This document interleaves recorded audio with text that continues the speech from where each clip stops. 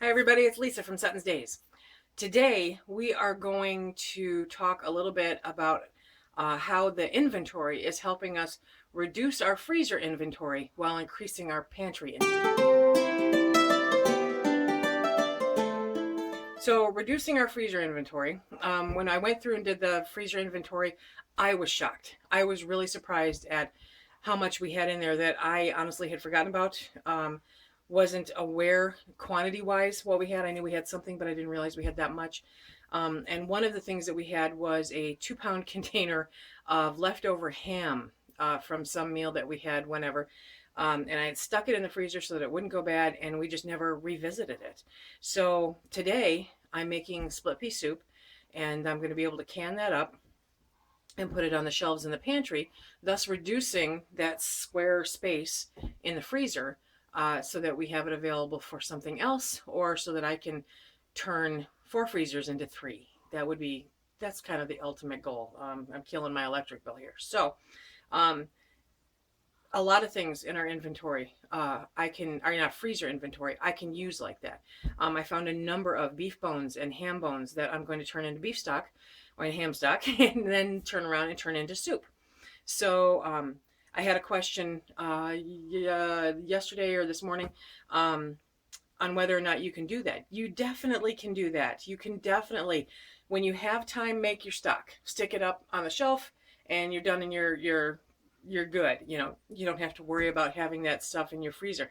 But say you want to make a big batch of soup, you're not going to sit down and eat that whole big batch of soup in one day. So yes, you can recan that stock now that it's soup. It's perfectly fine. It doesn't do any damage to it. I've never had any damage to it, and I've done that with chicken stock, beef stock, and ham stock, and a combination of the three. Because stock, to me, I end up using whatever I've got on hand and have never had bad results. So, pardon me. So today is the split pea soup day, and I'm going to use some of the split peas that I've got up in the pantry and some of the onions that I've got sitting around. I do a real basic, simple split pea recipe, and Phil, it's his favorite soup. So it's normally the crock pot holds about 10 cups total, and I put in a pound of or one bag, I think it's 16 ounces of split peas, and then I put in some diced onion and some diced carrot, a tablespoon of garlic powder, half of a tablespoon of pepper, and half of a tablespoon of salt. Um, I let it cook. I don't let it cook completely, but enough so that it's recognizable as split pea soup, okay? You don't want the hard peas in there. And then I divide it up into pint jars and put it in the pressure canner for 90 minutes. Oh yeah, don't forget the ham. Put it in the pressure canner for 90 minutes. Because there is meat in it, it has to be for 90 minutes, okay?